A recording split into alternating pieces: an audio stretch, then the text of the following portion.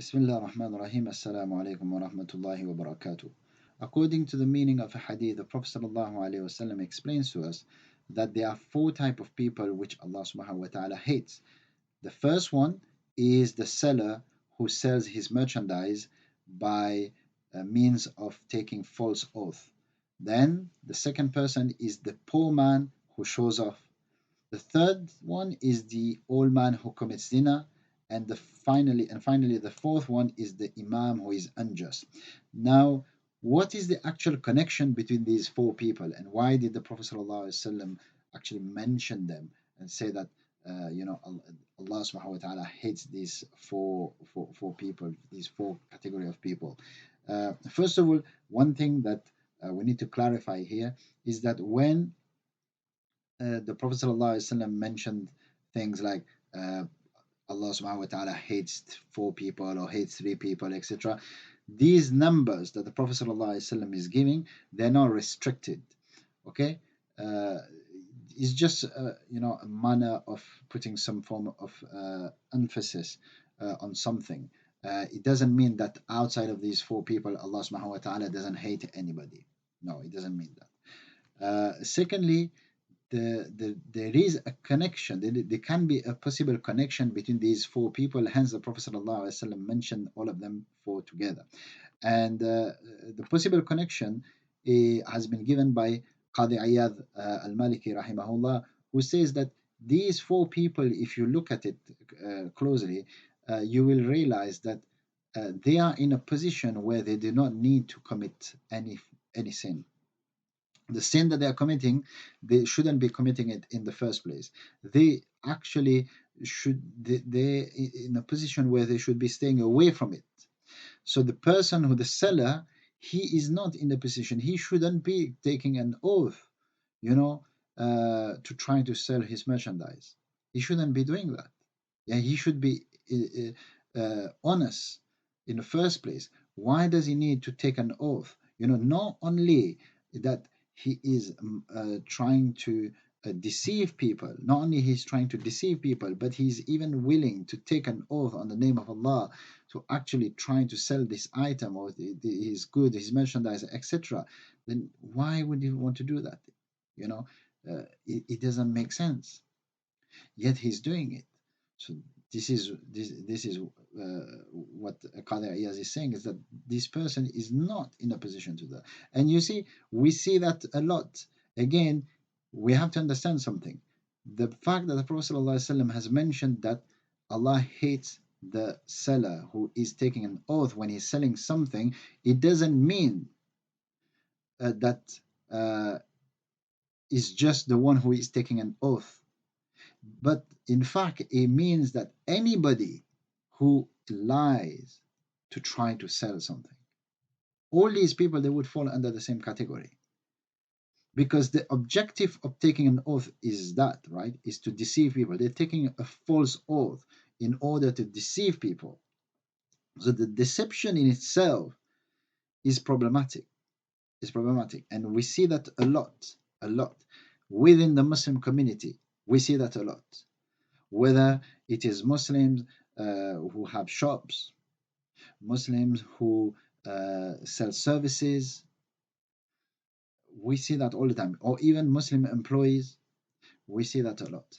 Involved in deception, involved in lying, highly involved in taking oath on the name of Allah subhanahu wa ta'ala to hide the mistake or to portray something that is not real at work, etc., etc. They should be fearing Allah subhanahu wa ta'ala. They should be fearing Allah subhanahu wa ta'ala.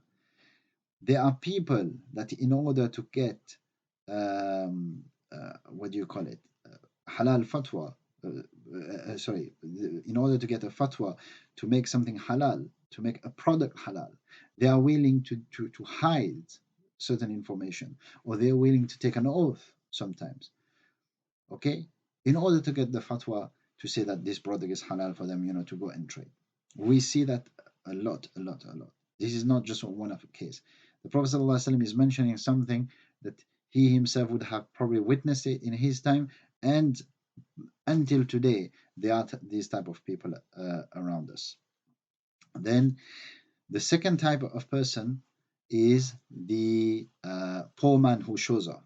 Now, a poor man, he should not be in a position where he's displaying, ego, takabbur, trying to show, walking around as if he owns everything and anything.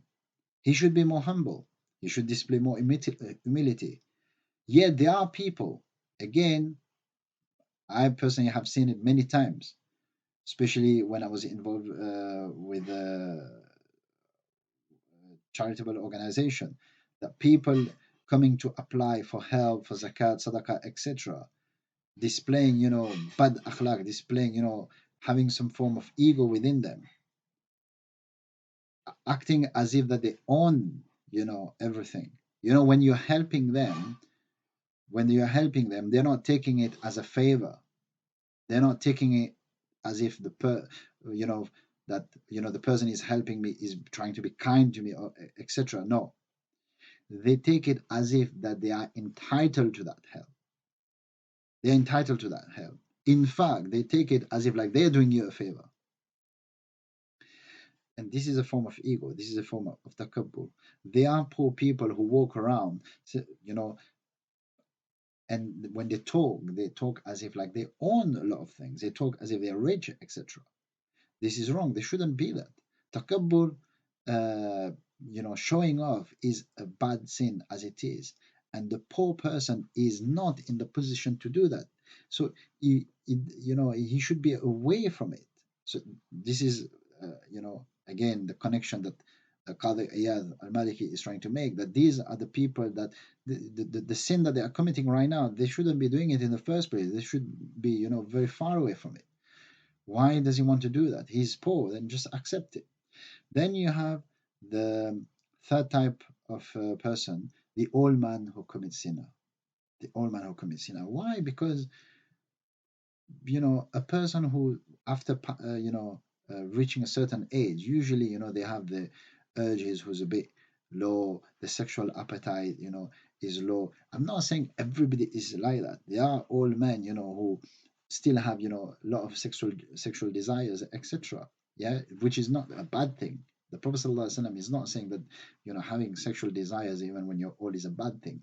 What he's saying is, if you're old, and you have sexual desires and you're still committing zina at your age, you know, you should be ashamed of yourself, basically.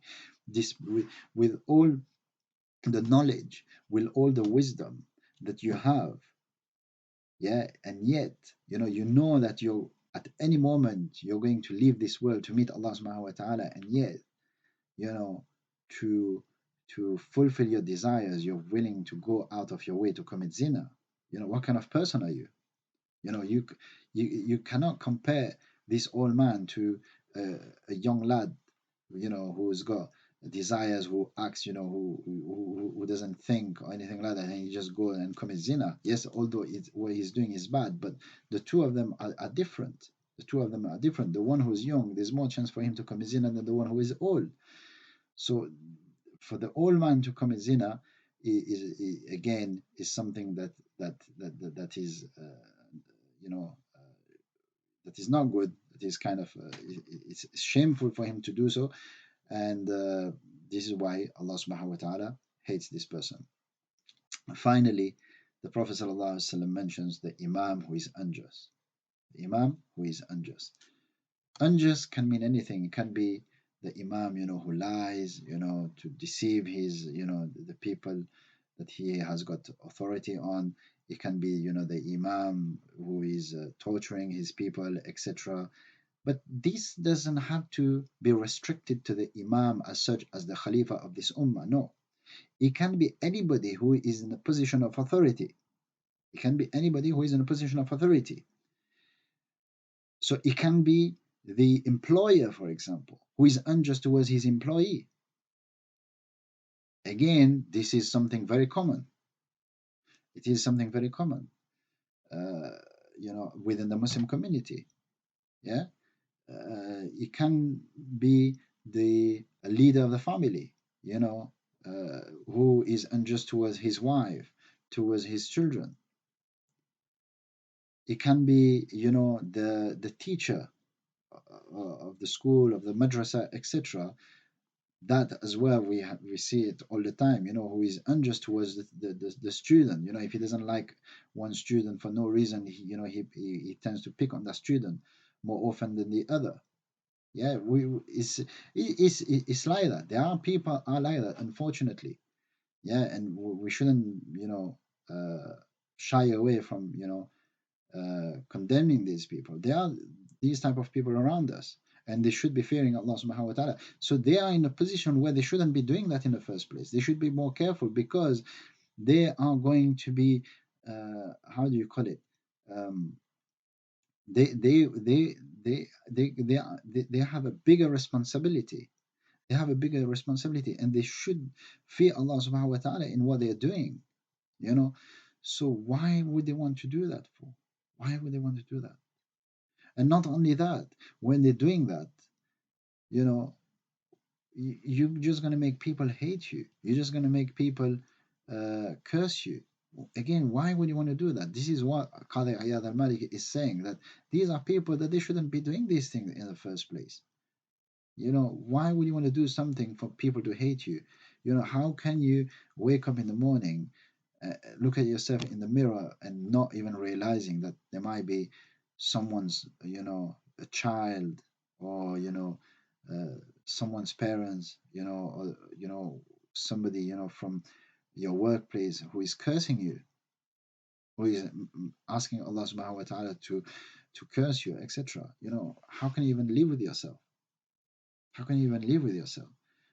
And really, really, especially within the Muslim community, especially Muslims who are in charge, who's got their own businesses, or who run institution, whether they're charities or whether they're masajid, etc.